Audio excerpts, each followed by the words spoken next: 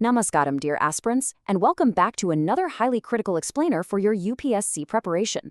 Today, we are diving deep into a very significant NITI Aayog report concerning our Indian school education system.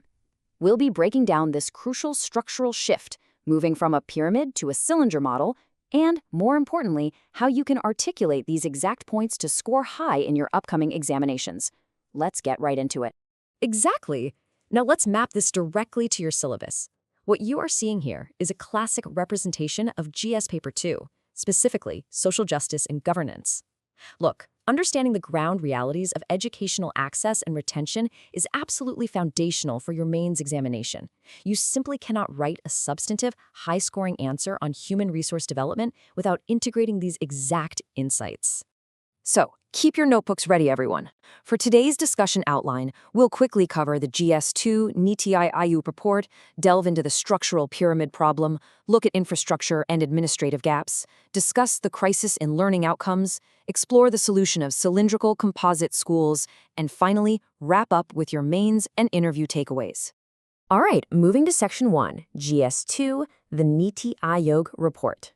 Now, while India has thankfully achieved near universal access at the primary level, we are facing a truly shocking retention statistic that you absolutely must memorize for your GS2 paper. 4 out of 10 children, yes, 4 out of 10 drop out before they even complete higher secondary education. Please note this exact figure down, aspirants. It highlights a massive loss of our demographic dividend. Which brings us to Section 2, the structural pyramid problem. Essentially, our current system resembles a very sharp pyramid. At the base, we boast a robust 7.3 lakh primary schools. But the moment our students need to progress further, that number plummets sharply to just 1.64 lakh higher secondary schools. Think about what this structural fragmentation actually means. For the vast majority of students, moving up through the grades requires changing institutions multiple times. This forced transition without properly established linkages acts as a massive hurdle. It literally drives up that steep attrition rate we just talked about. Let's look at Section 3, infrastructure and administrative gaps. I want you to look at these numbers very carefully. Nationwide, 7,993 schools are reporting absolute zero student enrollment. Zero. West Bengal and Telangana are leading this rather unfortunate list. Now, from a government's perspective, this is a classic administrative failure. These schools are operationally dead on the ground, yet on paper, they appear totally active in administrative records, draining our precious financial and human resources. Furthermore, if we look at the UDC Plus data for 2024-25, it reveals some truly alarming infrastructure deficits. We have 1.19 lakh schools lacking access to functional electricity. And even more concerning for basic health and hygiene, over 14,000 schools still lack functional water sources, and nearly 60,000 lack basic hand-washing facilities. When hygiene is compromised at this scale, student health inevitably suffers, and we know that heavily impacts attendance and retention, particularly, for the girl child. Okay, moving on to Section 4, the crisis in learning outcomes. So, despite that high enrollment at the base, reading proficiency in grade 8 has actually dropped over the last decade. Look at this chart. In 2014, 74.7% of grade 8 students could read a simple grade 2 text. But by 2024, that figure actually fell to 71.1%. And in mathematics, honestly, the situation is even more dire. Only 45.8% of grade 8 students can solve a basic division problem. We aren't just facing an enrollment issue, the qualitative aspect of our education is in a severe crisis.